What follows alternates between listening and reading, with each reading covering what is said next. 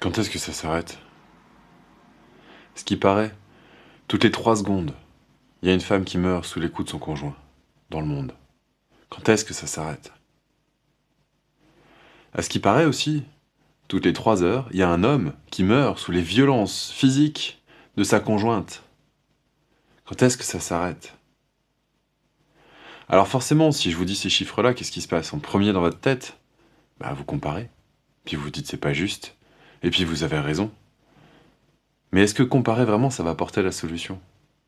Moi, quand je vois ça, ce qui me désole, c'est de constater que les gens qui sont censés s'aimer se font du mal à ce point-là. C'est ça qui me blesse le plus, c'est pas de savoir qui est le plus victime ou qui est le plus coupable. C'est de savoir qu'au final, sous prétexte de l'amour, on se fait du mal à ce point-là. Alors c'est quoi la source du problème? À ce qui paraît aussi, en France métropolitaine, il y a 350 000 couples par an avec enfants qui se séparent. Alors, on peut se dire, vaut mieux se séparer que se tuer, hein. C'est forcément, c'est bien meilleur. Oui, dans l'absolu, c'est tout à fait vrai, je suis entièrement d'accord avec ça. Il vaut mieux se séparer plutôt que se taper dessus, voire se tuer. Mais pour les enfants, c'est quoi la conséquence pour plus tard? Ils apprennent quoi? C'est quoi pour eux l'amour? C'est quoi pour eux le rapport à l'autre? C'est quoi pour eux l'estime de soi? Quand on voit des gens qui, sous prétexte d'amour, finissent par se déchirer, par se détester, par se mettre devant les tribunaux, quand est-ce que ça s'arrête? Alors, on peut comparer, on peut chercher qui est le plus victime, qui est le plus coupable. Moi, mon expérience, elle m'a montré qu'un coupable, ça répare jamais le crime. Trouver un coupable, ça permet éventuellement de le mettre en prison pour éviter qu'il continue ses méfaits. Je sais pas, je pense par exemple à des meurtres ou à des viols. Ok, ça permet de protéger le reste de la population. Mais en quelle manière est-ce que trouver un coupable, ça permet de résoudre le problème? Alors pour résoudre le problème, si on venait un petit peu à la source, eh ben, je pense que ce serait pas plus mal. La source du problème, pour vous, c'est quoi?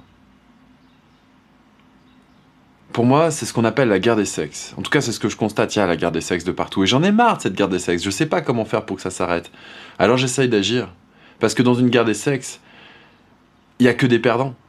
C'est l'amour qui perd au final. On vit dans le même monde, les hommes, les femmes. On est là pour vivre ensemble, on est là pour se compléter. On est là, pas forcément pour se comprendre, mais pour s'apprécier dans nos différences. Pas pour se taper dessus, pas pour se déchirer, pas pour mettre des enfants au milieu des divorces. C'est pas pour ça qu'on est là. C'est pas pour ça qu'on est différent. Alors quand est-ce qu'on va réussir, enfin, à cesser cette guerre qui ne connaît que des perdants?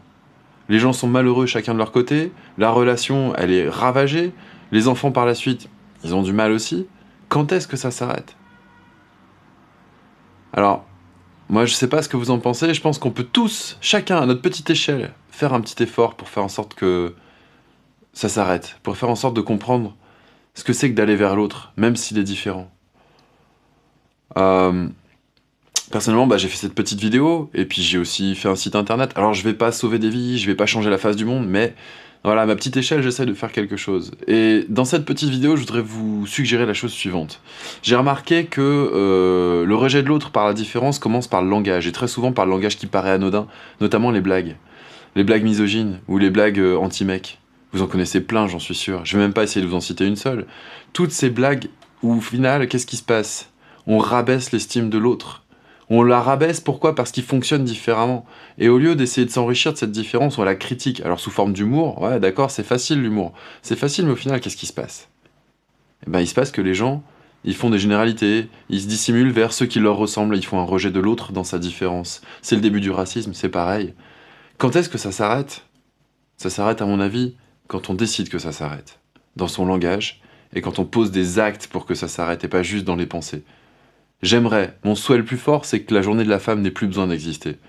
Mon souhait le plus fort, c'est que la guerre des sexes s'arrête enfin, et qu'on puisse juste se découvrir, se parler, et échanger de l'amour, et pas forcément échanger de la haine. Alors si vous avez une autre idée d'action, eh ben allez-y, mettez un petit commentaire en dessous, essayons d'entretenir chacun nos idées, essayons d'avancer ensemble. Alors là, sous cette vidéo, si vous avez envie de faire des choses aujourd'hui, pour faire en sorte que ça se passe mieux, pour faire en sorte d'éviter la guerre des sexes, pour éviter de faire en sorte de comprendre l'autre dans sa différence, voire de l'accepter si on n'arrive pas à le comprendre, mais de faire en sorte d'arrêter de se déchirer sous prétexte de l'amour, eh bien si vous avez des idées, n'hésitez pas à les mettre en dessous, puis surtout à les partager, parce que plus on sera nombreux à avoir des idées, et mieux ça se passera pour tout le monde. Je vous souhaite une excellente journée et je vous dis à bientôt.